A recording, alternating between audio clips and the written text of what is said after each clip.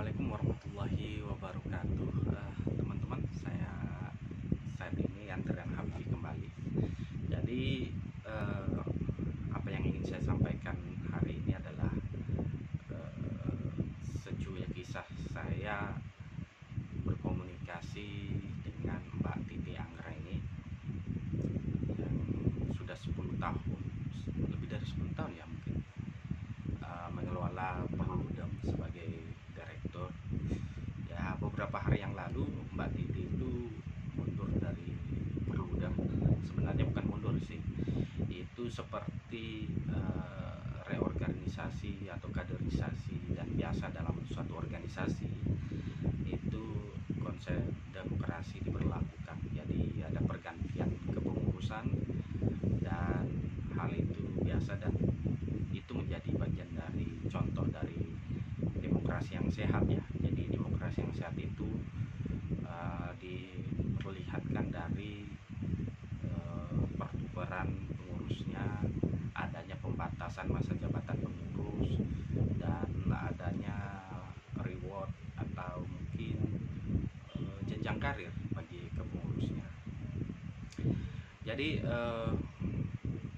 tepatnya sih saya lupa kapan pertama kali ketemu dengan Mbak Titi atau berkomunikasi Mbak Titi. Yang jelas waktu itu awal-awal ketemu, awal-awal komunikasi itu hanya lewat pesan Facebook ya. Jadi seingat saya waktu itu ada kegiatan untuk persiapan kongres organisasi saya di Pekanbaru 2016-an lah ya. Jadi pada saat itu saya dipanggil ke Jakarta untuk mempersiapkan tim kandidat yang waktu itu mau maju. Lalu di situ saya menyempatkan diri mengikuti kegiatan-kegiatan yang dilakukan oleh Perludem. Kalau nggak salah itu berkenaan dengan kegiatan-kegiatan advokasi RUU Pemilu ya, RUU nomor 7 tahun 2017. Jadi perkenalan di situ. Setelah kongres saya kembali ke Padang. Saat itu saya kesulitan untuk ke Jakarta kembali. Jadi itu ya maklum lah ya, karena nggak ada penghasilan tetap, sehingga tidak ada hal tabungan sejenis seperti itulah.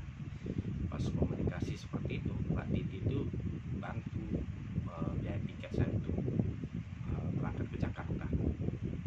Padahal kalau seandainya itu dipikir-pikir ulang ya, itu kan maksudnya Mbak Titi itu kan nggak kenal betul sama saya ya. Itu kayak durian runtuh gitu loh. Jadi bantuan Mbak Titi itu seperti ya betul-betul membantu lah. Saya sangat bersyukur sekali waktu itu. Kalau tidak mungkin agak sulit untuk saya ke Jakarta dan merantau ke Jakarta. Itu satu. Dan lain halnya pernah juga waktu itu konferensi nasional hukum tata negara yang dilaksanakan oleh Pusat Studi Konstitusi Pusako Fakultas Hukum Universitas Andalas maksudnya, sorry jadi waktu itu KNHTN ketiga ya kalau tidak salah, di Bukit Tinggi. Jadi paper saya diterima oleh panitia, dan seperti biasa kan kalau KNHTN itu kita dapat penggantian tiket pulang pergi itu setelah acara berakhir. Jadi masalahnya itu kita harus menyetor tiket PP itu di awal kepada panitia.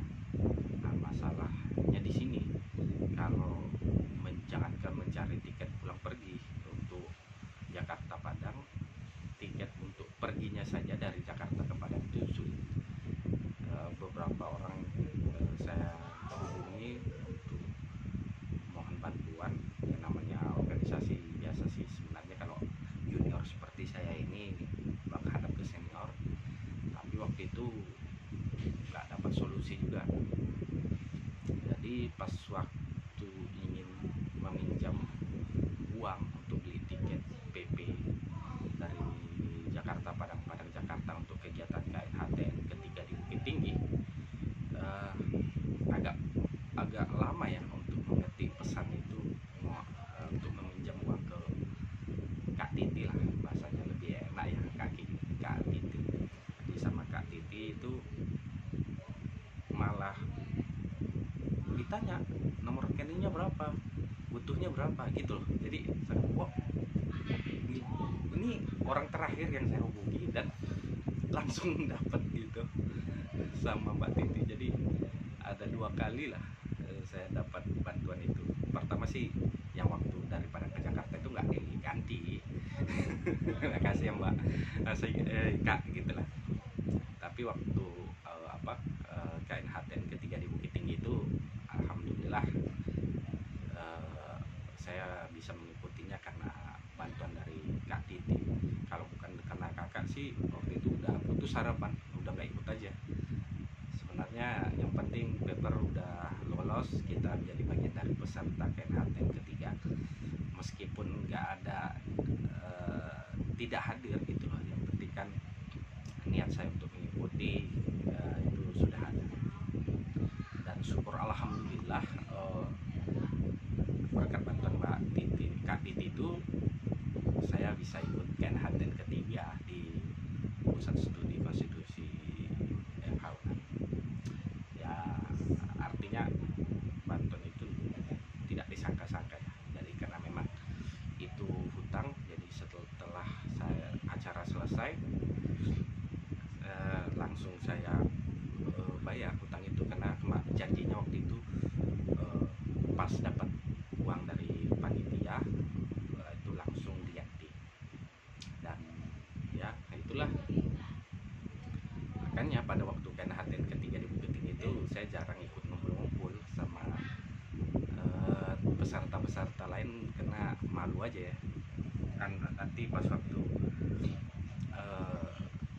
misalnya makan atau minum, pas mau bayar nanti kan ya nggak lucu juga kalau kita ditraktir sedangkan kita dari Sumatera Barat kan.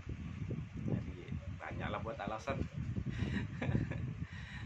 Ini saya cuma lihat di foto-foto orang aja di grup peserta waktu itu ya, mereka makan sate di sini, minum teh telur di sana, beginilah.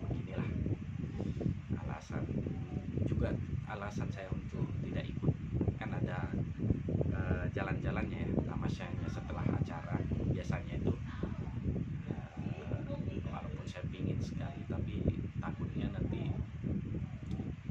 ada sesuatu hal yang mengharuskan saya untuk mengeluarkan sejumlah uang dan saya nggak punya pada saat itu.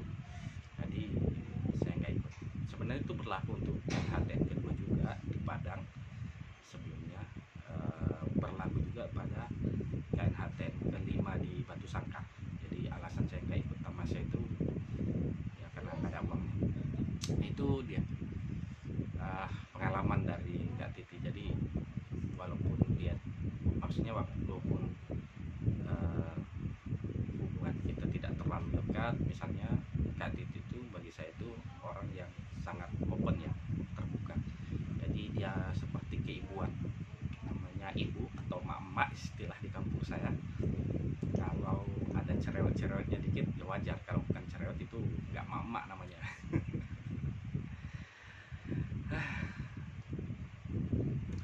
Jadi tapi di satu sisi sih kalau dinamika menantar organisasi ya tidak menutup kemungkinan sih. Di video ini saya juga mohon maaf ke Kak Titi karena saya kadang-kala sih perbedaan pendapat membuat saya agak kurang sopan ya sama kakak. Tapi sebenarnya itu bukan niat untuk tidak sopan, hanya saja bagi saya itu perbedaan pendapat itu apa ya, biasa ya, karena hak asasi manusia. Dan saya sama sekali tidak punya perasaan apapun, maksudnya yang artinya membenci atau apalah istilahnya, kalau punya pandangan berseberangan dengan Kak Titi atau kelompoknya. Karena bagi saya itu harus seimbang ya, antara pendapat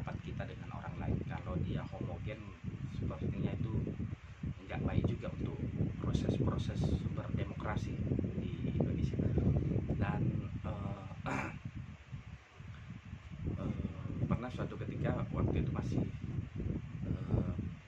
ada acara koalisi untuk advokasi RUU pemilu waktu itu. Jadi ada kantor koalisi itu di dekat Blok M, tepatnya saya kurang tahu. Jadi waktu itu saya datang, tapi acaranya udah hampir selesai. Tuh Kak Titi tuh nanya, ini anak muda yang satu ini kok telat, gimana sih, maksudnya pemuda itu harusnya bergerak cepat segala macam. Ya wajar sih. Jadi pas waktu lagi sepi, saya bilang sama Kak Titi, Kak, saya lagi nyari ongkos Grab tadi. Karena lumayan jauh ya dari Cikini waktu itu ke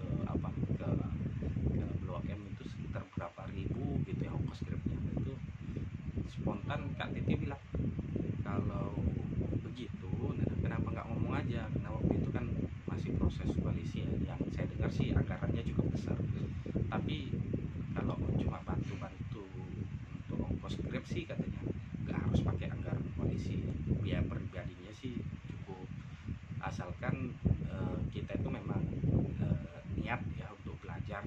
Jadi dia suka, Kak Titi itu suka sama orang-orang yang mau belajar, kelompok pemuda. Apalagi kan saya selalu ngomong kalau saya ini anak kampung.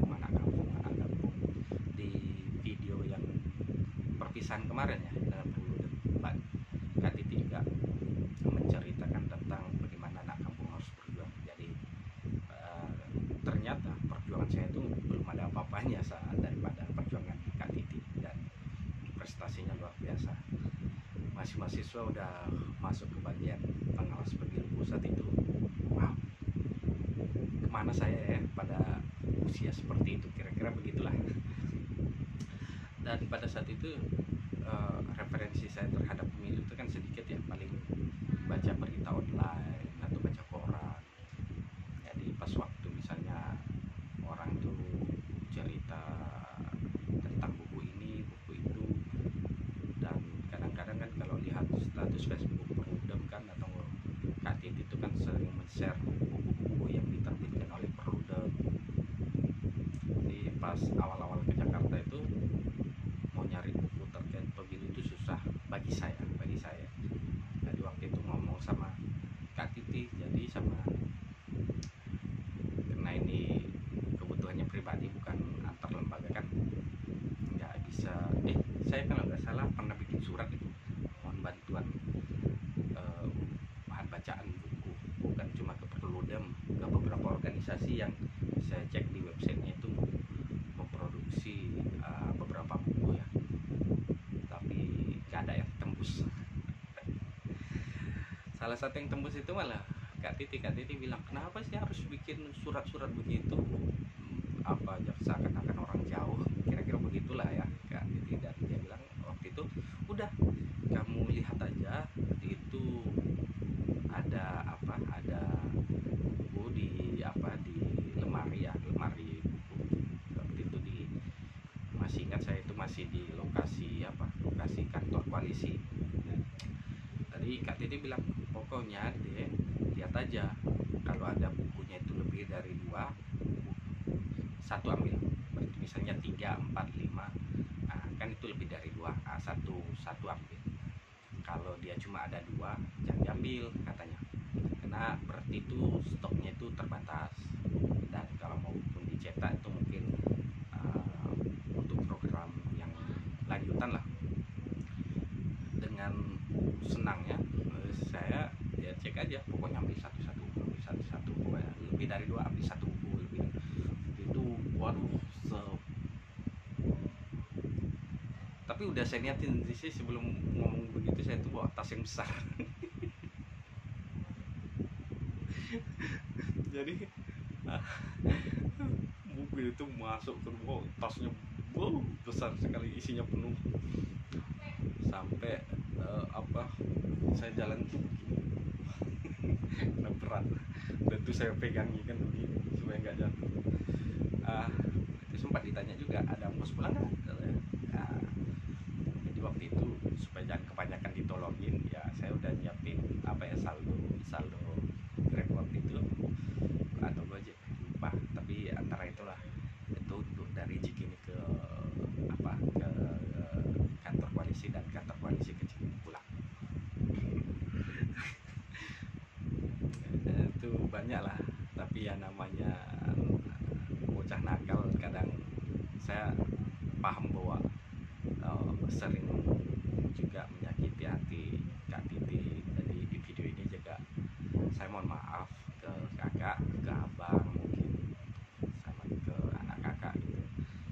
Perjuangan kakak itu udah sebenarnya kayak mirip-mirip ibu saya, jadi atau mak saya lah istilah umak.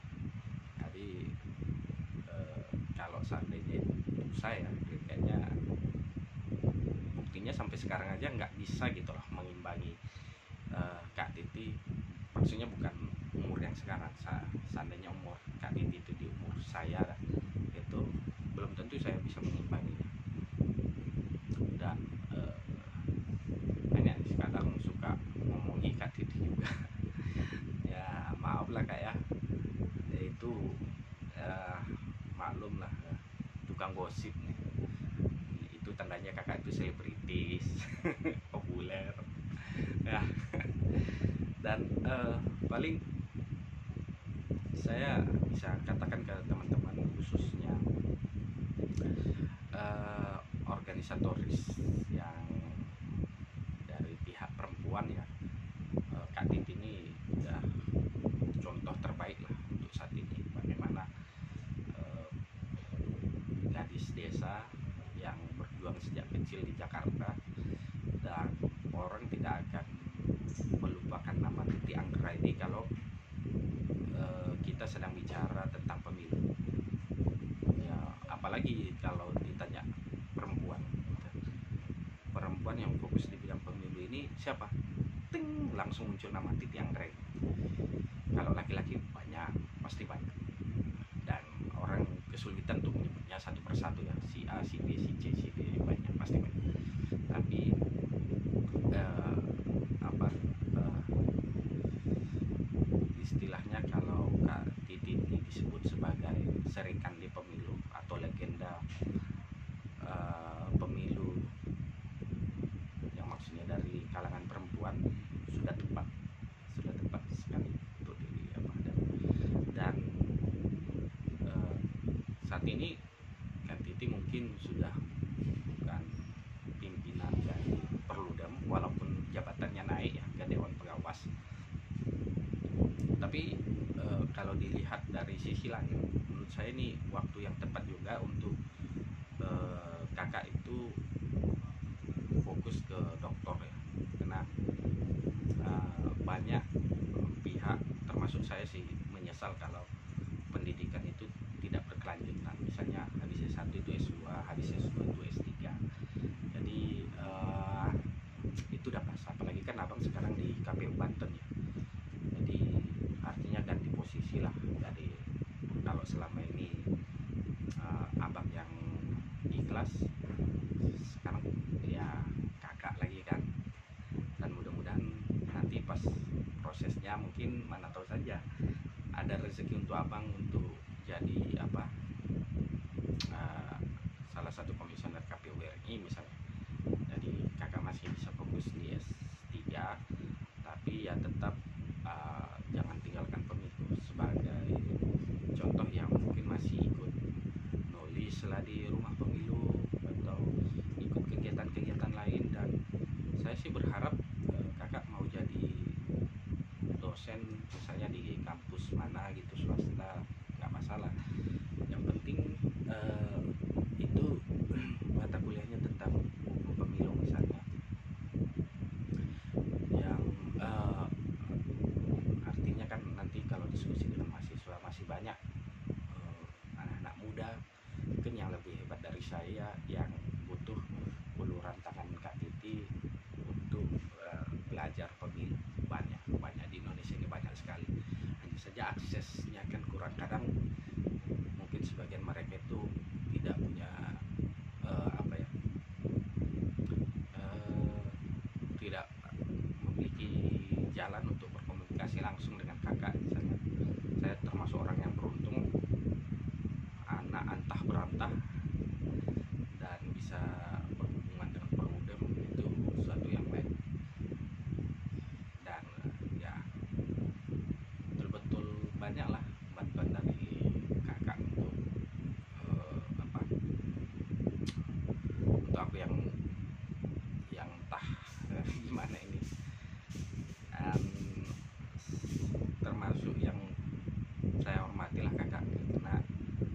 biasanya ada perbedaan pandangan ya. Misalnya dulu yang paling mencolok itu waktu bahas tentang PKPU, apa ya, waktu pemilu, lupa saya itu sempat beberapa orang sempat marah, senior sih, jangan kan kakak, senior juga marah, kamu ini kata senior yang lain. Tapi kalau kakak sih masih baik aja. Itu kadang kalau sebenarnya setelah berdebat itu kadang saya sempat merasa apa ya, iba juga kadang, atau malu sendiri ya. Tapi kan ya udahlah, ini kan beda pendapat ya, boleh aja. Cuma kadang kepikiran juga kalau udah sempat begitu kan, ya gimana ya, karena agak ada juga beban di hati tuh ya. Ya kita udah ditolong orang, kadang bantuannya itu nggak bukan sedikit lagi, tapi udah banyak. Cuman masih apa, mendebat orang itu kayaknya ya gimana, kadang sedih juga sih, kayak merasa durhaka aja gitu sama orang tua. Yang lebih tua maksudnya. Dan harapan saya sih kakak itu masih mau apa ya, fokus lah di hukum pemilu. Jadi kalau ada yang mengajak-ajak ke arah yang lain, kayaknya bukan ditolak, cuma dipertimbangkan aja kak. Karena di hukum pemilu itu kakak itu lebih pas. Nanti pun kalau jadi insya Allah selesai S3-nya, itu ngajar jadi dosen. Jadi kita punya guru besar di bidang hukum pemilu. Dan cukup jarang kan ada sih guru besar hukum pemilu yang lain dan perempuan. Dan tapi kalau dari pegiat pemilu seperti kakak kan jarang ya. Dan bisa jadi itu sebagai apa ya, pintu lah, pembuka jalan atau istilahnya bagi perempuan-perempuan lain. Dan mungkin belum banyak yang bisa aku balas sebagai adik ke kakak terkait bantuan di kakak sih. Kemarin baru bisa nyetor satu buku, tapi aku udah niatkan juga ke nanti setiap aku nerbitin buku, aku akan kasih sama kakak satu. Dan nah aku yakin sebagai pembaca ulung, kakak itu nggak pernah, Adit itu nggak pernah rasanya klaster orang, membuat kelas-kelas.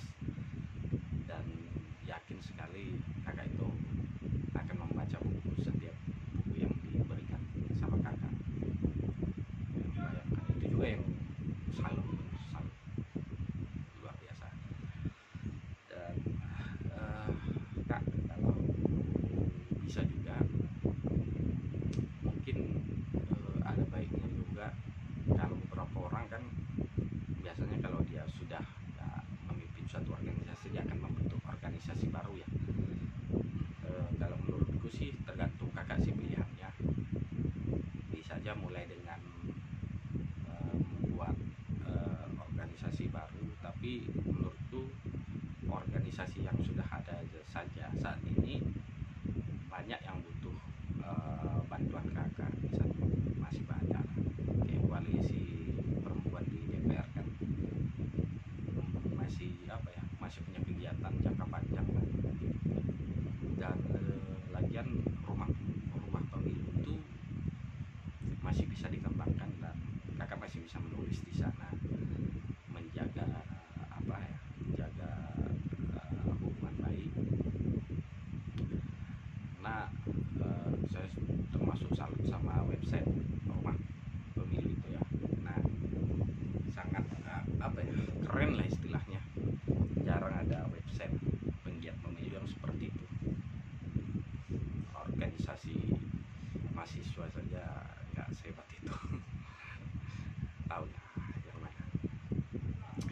dan harapannya sih kita masih bisa ngopi-ngopi kan, walaupun ya tahulah adik kakak ini kadang suka nakal. Maksud dalam artian suka mendebat yang nggak penting gitu. Maafin aja ya. Nah, lagian ini masih covid dan saya juga udah balik kuliah kak, S2 di Unpam. Jadi dari kampus ke rumah kakak kayaknya itu dekat. Nanti kalau seandainya kuliahnya sudah tatap muka, mungkin saya akan sesekali datang ke rumah untuk belajar lah. Kalaupun sudah belajar nanti malah melawan. Aduh, nggak bisa bersedih-sedih itu kak. Namun semangat, kakak itu pasti punya jalan sendiri lah. Dan